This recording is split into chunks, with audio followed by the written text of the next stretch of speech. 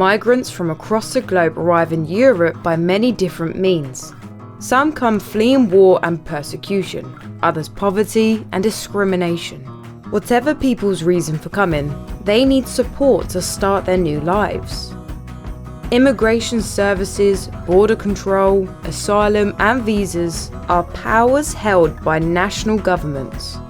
However, local and regional authorities play an important and often overlooked role by providing services that promote the socio-economic inclusion of newcomers. Things like language classes, housing support, childcare, and professional training. A holistic and effective migration policy needs to take account of the provision of these services that support and include migrants, services delivered by local and regional governments. In 2014, the organisations representing employers and trade unions in municipalities and regions joined forces to identify best practice in the inclusion of migrants. Since then, they have developed and updated a series of practical guidelines to orient local authorities as they provide services to migrant communities. At the heart of the agreement lie respect for the international obligation to protect those fleeing persecution, the shared belief that good working conditions for local authority workers mean better services for users, and a commitment to identifying and tackling discrimination and prejudice wherever they appear.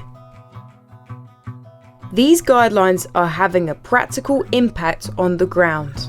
For example, in the Canary Islands, where trade unionists are fighting against the outsourcing of support services, increasingly precarious contracts mean staff get quickly burnt out and leave the profession. In turn, this erodes the quality of service for people who have migrated.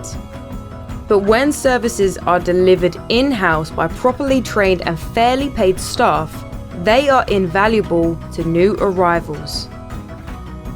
Elsewhere in Spain, in the city of Fuenlabrada, in the outskirts of Madrid, the local council has formed an alliance of local businesses, community groups, and unions to promote intercultural policies in the town. One of its first initiatives was to create an anti-rumours network to challenge misinformation about migrant communities. The Alliance has also provided training courses for young people from all backgrounds to get them the skills they need to find a good job.